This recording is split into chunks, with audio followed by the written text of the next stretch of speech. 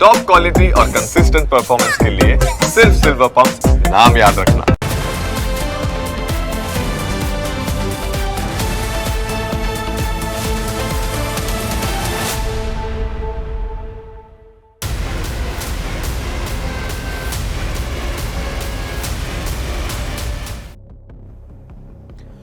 Gujarat ATS દ્વારા જૈશ-એ મોહમ્મદ સાથે સંકળાયેલા વધુ 5 શંકાસ્પદ આતંકવાદીઓની ધરપકડ બાદ તપાસ જેમ જેમ આગળ વધી રહી છે તેમ તેમ નવા અને ચિંતાજનક ખુલાસા થઈ રહ્યા છે.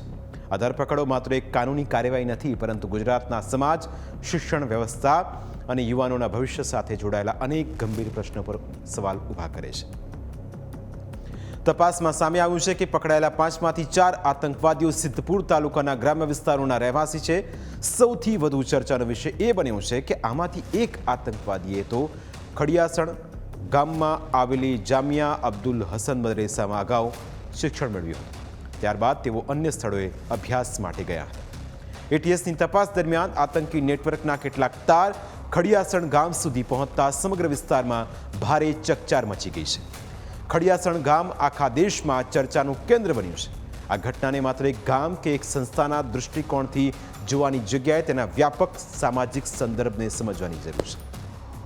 કારણ કે અહીં એક પ્રશ્ન માત્ર એટલો નથી કે કેટલાક લોકોની ધરપકડ થઈ છે. પ્રશ્ન એ છે કે સામાન્ય પરિવારોમાં ઉછરેલા અને ધાર્મિક શિક્ષણ મેળવેલા કેટલાક યુવાનો કેવી રીતે એવા નેટવર્ક સુધી પહોંચ્યા જેનું સીધું કનેક્શન પાકિસ્તાન સાથે છે.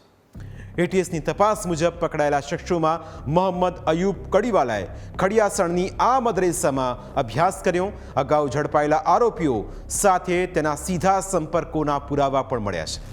વધુમાં તપાસમાં એવો દાવો કરવામાં આવ્યો છે કે આ લોકોનો ઈરાદો વિસ્ફોટક તૈયારી કરીને મોટો ધડાકો કરવાનો હતો.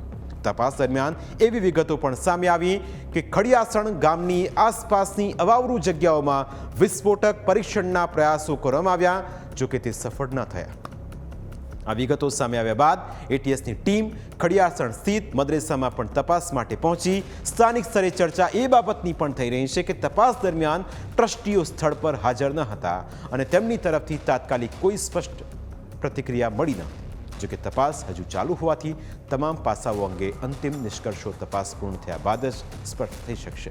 પરંતુ સમગ્ર ઘટનામાં ચોંકાવનારી વાત એ છે કે પકડાયેલા મોહમ્મદ અયુબ કડીવાલાના પિતાએ સ્પષ્ટ શબ્દોમાં કહ્યું છે કે તેમને પોતાના પુત્રની કોઈ પણ આતંકી પ્રવૃત્તિની જાણ નહોતી. તેમણે દુઃખ અને આઘાત સાથે કહ્યું કે જો તેમનો પુત્ર ખરેખર દેશ વિરોધી પ્રવૃત્તિઓમાં સામેલ હશે તો તે તેમનો પુત્ર નહીં પણ આતંકી જ હશે. જે પકડાનો છે મોહમ્મદ એ મારો જ છોકરો છે. એટીએસ વાળા એમને લઈ ગયા હતા. પછી ફરીથી અમદાવાદ ઓફિસ બોલાવવા ગયો હતો તો એટલે બહુ ગુના કબૂલ કરાય કે ભાઈ તમારો છોકરો બમ બનાવવાની કોશિશ કરતો હતો. પણ અમારા ધ્યાનમાં તો આજ દિવસ સુધી આવ્યું નથી. 1 વર્ષ બહાર પડ્યો છે. 6 મહિનાથી તો અમારા ઘરે જતો. એવી કોઈ પ્રવૃત્તિ ઘરમાં એવી કોઈ આ 1.5 વર્ષમાં તો કોઈ સવાલ જ નથી. 6 મહિના તો મારી સાથે જ હતો અને 1 વર્ષ બહાર રહ્યો. 1.5 વર્ષમાં તો કોઈ સવાલ જ નથી. એના પહેલાં કોઈ પ્રવૃત્તિ કરી તો અમારા ધ્યાનમાં આવતી નથી. સાબિત થાય તો અગર દેશના વિરુદ્ધનું કામ હોય તો અમે એના સાથે નથી. જે સજા થતી એ થાય સજા. અમને બહુ દુઃખ છે. તપાસ ચાલી તો રહી છે પણ એ અમને બહુ મોટો આઘાત છે. અમારી સમાજ શાંતિ સમાજ છે. અમારા ગામમાં બધી જ બહેનો રહે છે પ્યાર મોહબ્બતથી રહેવાવાળા. અને અમારી સમાજ લેટ ગો કરવાવાળી, કોઈનો મુકાબલો કોઈનાથી લડાઈ ઝઘડો નહીં, પટાઈ નાખવાવાળી. આવું અમારી સમાજમાં આવે એટલે અમારા માટે તો પહાડ તૂટી ગયું એવું લાગે છે. ખડિયાસણ ગામના પૂર્વ સરપંચે પણ આ ઘટનાને ગામ માટે આઘાતજનક ગણાવી. તેમણે દાવો કર્યો કે જો પકડાયેલા લોકો ખરેખર દેશ વિરોધી પ્રવૃત્તિઓમાં સામેલ હોય તો તેમને કડક સજા થવી જોઈએ. તેમના શબ્દોમાં સ્થાનિક સમાજની લાગણી સ્પષ્ટ દેખાય છે. કોઈ પણ ગામ કે સમાજ ઈચ્છતું નથી કે તેમના ગામનું નામ દેશ વિરોધી પ્રવૃત્તિઓ સાથે જોડાય. અને આ જે બન્યો છે એનાથી અમને પૂરેપૂરો આઘાત પણ છે. અને હકીકત જો કદાચ આ દેશના વિરોધની અંદર પ્રવૃત્તિ કરતા હોય તો સમાજ પણ એવું કહે છે, અમે પણ એવું કહીએ છીએ કે સજા થવી જોઈએ. પણ મારી બાજુમાં રહેતા હોય ત્યારે હું એટલું કહી શકું છું, જન્મ અહીંયા થયો પણ કોઈ દિવસે મેં આ છોકરાને જે છે ને એવી પ્રવૃત્તિ કરતા મેં જોયો નથી. અને એની ચાલચલગત પ્રમાણે જે છે ને હું કોઈ દિવસે ન વિચાર કરી શકું.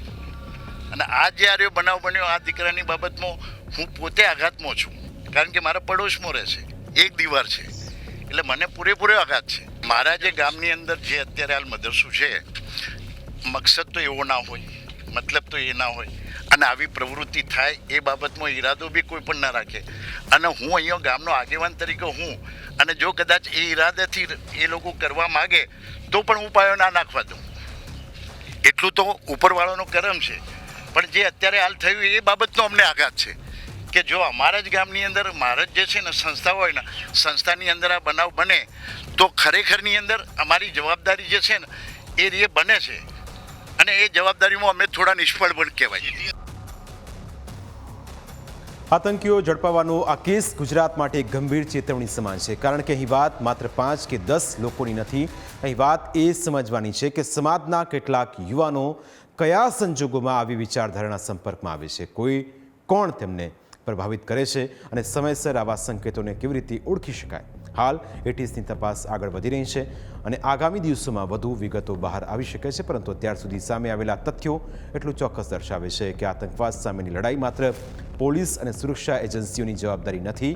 પરિવાર, શિક્ષણ સંસ્થાઓ, સમાજના આગેવાનો અને સામાન્ય લોકો તમામે મળીને સતર્ક રહેવાની જરૂર છે, કારણ કે જ્યારે કોઈ યુવાન ખોટી વિચારધારાના રસ્તે આગળ વધે છે ત્યારે તેની અસર માત્ર તેના જીવન પર નહીં, પરંતુ તેના પરિવાર, ગામ, સમાજ અને આખા રાજ્યની પ્રતિષ્ઠા પર પડે છે. પ્રાઇમ 9માં આજે બસ આટલું જ. ફરી મળીશું આપને સ્પર્શતા મુદ્દા સાથે. ત્યાં સુધી રજા આપશો. નમસ્કાર.